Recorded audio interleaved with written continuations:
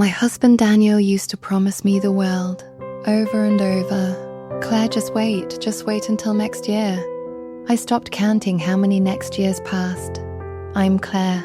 I met Daniel when we were both 22, broke and hopeful, sitting on the hood of his beat-up truck, talking about the house we'd build one day. He had a way of making the future sound so close you could touch it. That was the man I married. For a while, it worked. We rented a small apartment. We had our daughter, Ruth. Daniel talked about starting his own contracting business. No more working for someone else. No more small paychecks. He was going to build something real.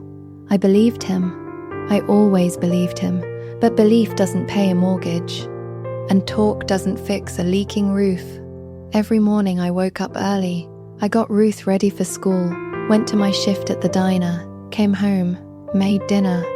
And every morning, Daniel was still in bed when I left. I'm thinking through the business plan, he'd say. I'm just getting my head right before I start. 11 years of getting his head right. I remember Ruth's 8th birthday. Daniel had promised her a whole weekend at the lake.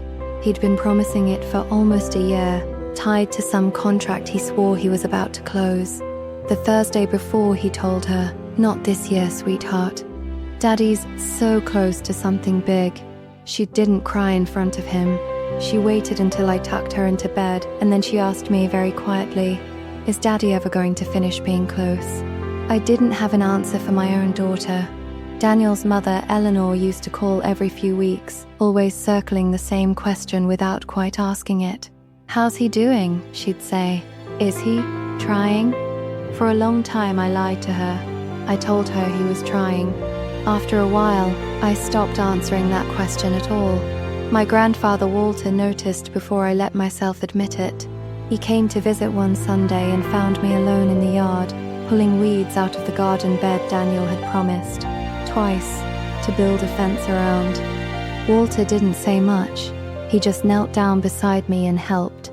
Then he said something I have never forgotten. "Claire, ambition is a seed. It only grows if somebody waters it, every single day. But laziness grows on its own, and it spreads faster than anything you plant on purpose." I laughed it off that day. I told him Daniel just needed time. Walter looked at me the way he used to look at me as a kid. Right before I was about to make a mistake he couldn't stop. He didn't argue, he just let it sit. It sat with me for 2 more years. 2 years of promises, 2 years of next month, 2 years of watching Daniel talk about the life we were going to have, while I quietly built the life we actually had, alone.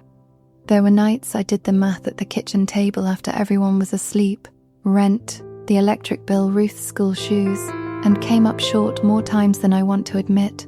I picked up extra shifts at the diner, doubles mostly. I came home smelling like coffee and grease, and Daniel would ask how my day was before telling me about an idea he'd had that morning. Something about flipping houses, something about a friend who knew a guy. I nodded along. I always nodded along. It was easier than saying what I actually felt. I used to tell myself it was patience. That's the word I used, patience. Looking back now, I think it was just fear dressed up as patience. Fear of what it would mean to admit that the man I chose might not choose us back. Not really, not with anything but words. The truth surfaced on an ordinary Tuesday. Forgettable, except it wasn't. I found a folder shoved behind his workbench. Job applications Daniel had started and never finished. Half-filled forms, saved drafts, deadlines that had passed months earlier. Dozens of them. He hadn't been getting his head right. He'd been standing completely still and letting me believe he was moving. I confronted him that night. I set the folder on the table between us and I asked, "How long, Daniel? How long have you been pretending?" He didn't answer right away, and that silence told me more than any excuse ever could have. "I don't know how to start," he finally said. "Every time I try, I think about failing, and I just stop." I wanted to feel sorry for him. Instead, I felt something colder. I felt 11 years. I didn't yell. I didn't cry. Not yet. I just said, "I can't keep watering a seed you refuse to plant," and I went to bed alone. That was the night everything cracked open completely. 2 weeks later, I packed a bag for Ruth and me. Not forever, I told myself. just enough space to breathe, to think clearly. I stood in the hallway with her small suitcase in my hand, and Daniel came out of the bedroom and saw it. He didn't beg, he didn't make another promise.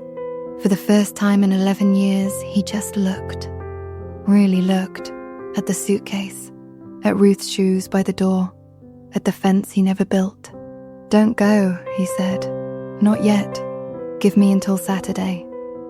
I almost said no.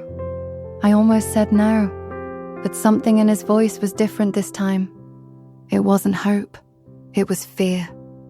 Real fear, a kind that finally moves a person. I gave him until Saturday. Ruth didn't understand why her suitcase went back in the closet, or why I sat on the edge of her bed that night longer than usual, just holding her hand and saying nothing. She finally asked, "Are we staying?" And I told her the truth. "I don't know yet, baby. We're going to find out together. I don't know if he slept those 4 nights, or if he did and I just never heard him get up before dawn. Because when I woke up Wednesday morning, he was already gone from the bed. I found him in the yard at 5 in the morning, pulling weeds out with his bare hands. His knuckles were bleeding by the time I brought him coffee. He didn't stop. By Friday, the fence Walter had joked about for 2 straight years stood finished around Ruth's garden bed. By Saturday morning, there was a folder waiting on the kitchen table, completed job applications, 3 of them, stamped and ready to mail. He didn't say much. He just slid the folder toward me and said, "I planted something. I don't know if it'll grow, but I planted it." I didn't unpack that day, but I didn't leave either. It's been 8 months now. Daniel got the job, a real one, with hours that start before 9, and a boss who expects him on time. Some mornings are still hard for him. Some mornings I still watch him sit on the edge of the bed, a little too long before he moves. But he moves. Every single day he moves. Walter passed away last spring. He got to see that fence finished.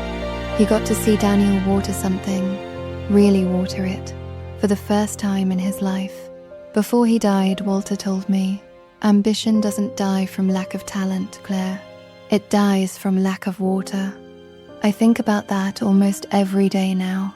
Ruth is 10 now. Last month she asked Daniel if they could go to the lake this summer. He didn't say close. He didn't say soon. He said yes. Just that, yes. I watched her face when she heard it, and I understood, finally, exactly what 8 months of small, unglamorous mornings had brought us back. Some people will read this and think I should have left the day I found that folder. Maybe you're right. I still don't know for certain I made the right choice. What I know is this: a promise means nothing without action behind it. And love, real love, doesn't survive on hope alone. It survives on somebody actually showing up. If you've ever loved someone who dreamed bigger than they were willing to work for, I hope they find their Saturday before you have to pack that bag. And if this story stayed with you the way it stayed with me, come sit with us again. Subscribe to True Kinship, because every story we share here is for hearts that have loved hard and waited even harder for the people they love to finally show up. We'll be here, telling the next one whenever you're ready.